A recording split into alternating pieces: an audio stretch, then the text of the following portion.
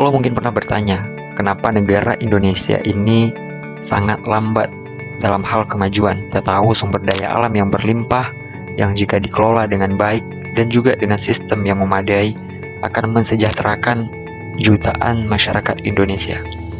Ya, tanpa kita pungkiri, keadaan dan kesejahteraan sosial masyarakat saat ini sangat timpang tindih dengan negara-negara yang mungkin sumber daya alamnya tidak sekaya kita. Mungkin ada sistem yang salah, atau juga mungkin sumber daya manusianya yang masih di bawah standar ataupun tidak memenuhi kualitas sebagai negara maju. Namun kita ingin bahas pada video kali ini adalah permasalahan tentang korupsi. Jangan lupa untuk klik tombol subscribe dan juga like serta nyalakan lonceng notifikasinya, karena hal tersebut sangat berpengaruh terhadap channel ini. Ya, kita tahu baru-baru ini terungkap sebuah kasus korupsi tata kelola minyak yang merugikan negara lebih dari ratusan triliun, bahkan sampai menyentuh angka 193,7 triliun. Ini adalah angka yang sangat luar biasa. Korupsi sepertinya telah menjadi salah satu masalah terbesar yang menghambat kemajuan Indonesia. Ya, meskipun berbagai upaya telah dilakukan untuk memberantasnya, tapi tetap saja praktik korupsi masih terus terjadi di berbagai sektor. Dari pejabat tinggi hingga tingkat bawah, korupsi seakan menjadi bagian dari sistem yang sulit dihilangkan. Lantas, mengapa korupsi begitu sulit diberantas di Indonesia? Di video kali ini, kita akan mencoba mencari tahu penyebab sulitnya untuk memberantas korupsi di Indonesia. Penyebab pertama adalah budaya koruptif yang mengakar. Salah satu penyebab utama sulitnya pemberantasan korupsi di Indonesia adalah budaya koruptif yang telah mengakar dalam birokrasi dan kehidupan masyarakat. Ya, dalam banyak kasus, korupsi bukan hanya dilakukan oleh individu, tetapi sudah menjadi kebiasaan dalam suatu sistem. Misalnya, dalam dunia politik dan pemerintahan, praktik suap dan gratifikasi seringkali dianggap sebagai hal yang wajar dan lumrah. Seorang pejabat yang ingin mendapatkan posisi strategis, ya seringkali harus memberikan uang pelicin kepada pihak tertentu. Begitu mereka menjabat, mereka cenderung melakukan hal yang sama untuk mempertahankan posisinya atau mendapatkan keuntungan pribadi. Budaya koruptif ini juga terjadi di masyarakat. Ya, banyak orang yang menganggap memberikan uang kepada petugas untuk mempercepat urusan administrasi adalah hal yang biasa. Bahkan, dalam beberapa kasus, masyarakat yang tidak mengikuti praktik ini justru dipersulit dalam pengurusan dokumen atau izin. Hal ini menciptakan lingkaran setan yang sulit diputus. Faktor kedua yang menyebabkan korupsi sulit diberantas di Indonesia adalah lemahnya penegakan hukum. Kita tahu sudah ada lembaga seperti KPK, Kejaksaan, Kepolisian. Namun, banyak kasus korupsi yang tidak ditindak secara tegas. Salah satu masalah utama adalah rendahnya hukuman bagi pelaku korupsi. Banyak kasus di mana koruptor kelas kakap hanya dijatuhi hukuman ringan atau bahkan mendapat remisi yang membuat mereka cepat bebas.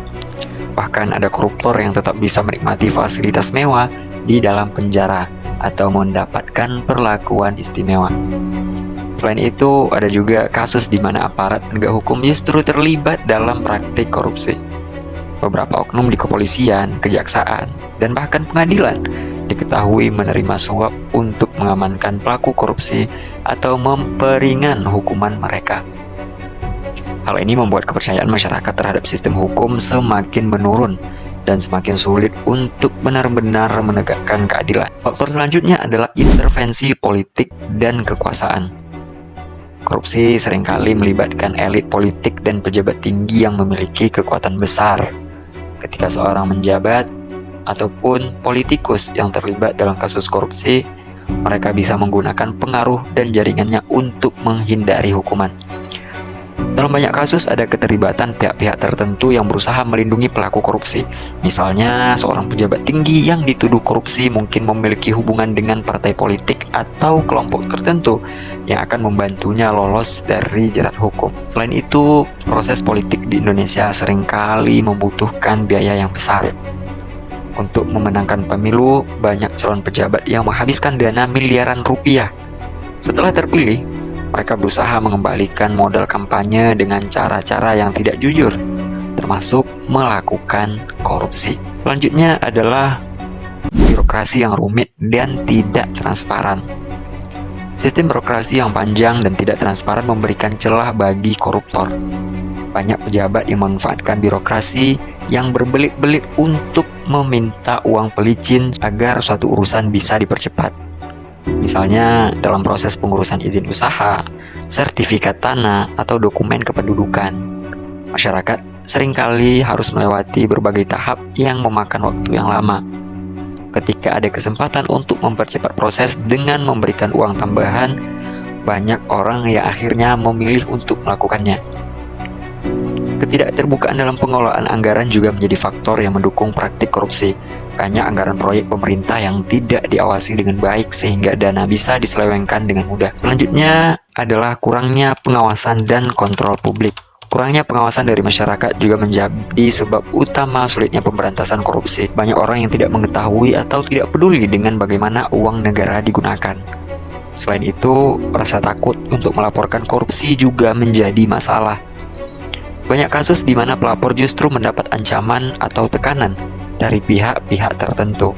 Akibatnya, banyak orang yang memilih diam, meskipun mengetahui adanya praktik korupsi. Media massa dan organisasi masyarakat sipil sebenarnya berperan penting dalam mengawasi korupsi. Namun, ada kalanya media mendapat tekanan atau intervensi dari pihak tertentu agar tidak mengungkap skandal korupsi. Ya, mungkin itu beberapa faktor yang menyebabkan kenapa korupsi masih terus membudaya dan mengakar di negara Indonesia.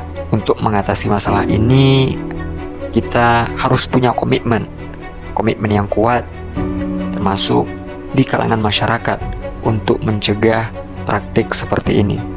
Karena jikalau seandainya praktik korupsi tetap dianggap hal yang sepele ataupun hal yang wajar di negara kita, maka Indonesia tidak akan pernah mencapai suatu kemajuan. Bahkan yang namanya kesejahteraan hanya akan dimiliki oleh orang-orang tertentu dan untuk memperkaya diri serta keluarga mereka. Tentu saja hal ini tidak akan kita sukai karena hal yang menyengsarakan rakyat dengan sumber daya alam yang berlimpah namun tidak dapat dinikmati oleh jutaan ataupun ratusan juta masyarakat Indonesia. Selain faktor di atas, kita juga harus perlu memperhatikan faktor-faktor kecil yang menyebabkan tumbuhnya benih-benih korupsi. Seperti pendidikan di usia dini yang mengajarkan bagaimana kita harus bersikap jujur kepada siapapun dan juga bersikap terbuka dalam hal apapun, supaya nanti ke depannya Indonesia betul-betul menjadi negara yang dikdaya. Dan kita berharap semoga pemerintah juga akan memberikan hukuman yang berat kepada pelaku korupsi dan juga aset mereka disita untuk kepentingan publik.